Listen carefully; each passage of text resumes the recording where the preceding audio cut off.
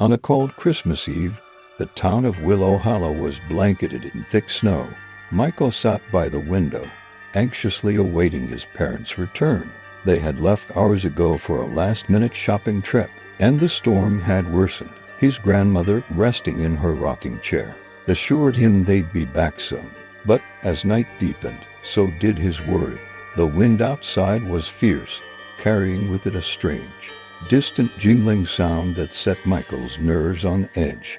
At 10 o'clock, a knock came at the door. Michael hurried to open it, hoping to see his parents, but was instead met by a tall, gaunt man in a faded red coat. His hood shadowed his face, and a chill seemed to follow him into the house. "May I come in?" the stranger asked, his voice raspy. Michael's grandmother approached the door cautiously. "We're not expecting anyone," she said, eyeing the stranger warily. "Who are you?"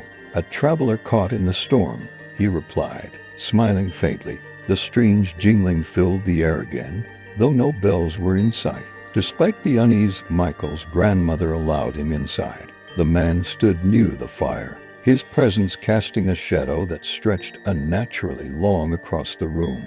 As he warmed his hands, Michael noticed his breath didn't fog up in the warmth like theirs did. Something about him felt wrong. The man's gaze wandered, resting on the grandfather clock, the Christmas tree, and the empty stockings by the hearth. "You're waiting for your parents," he said, his tone oddly soothing.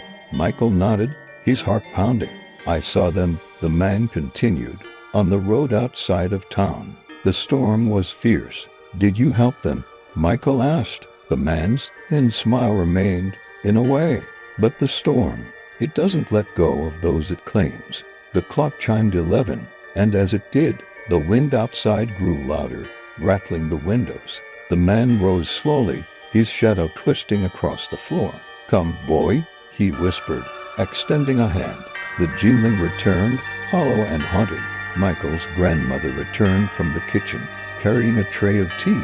She froze, the tray slipping from her hands. The man's face seemed to shift in the firelight, his eyes dark, hollow pits. "Stay away from him," she cried, her voice breaking. The man chuckled, a sound as cold as the wind outside. "It's already too late," he said. "The storm has taken them." The fire flickered, and the room grew dim. The jingling bells faded into the distance, as the man dissolved into shadows, leaving only the bitter chill behind.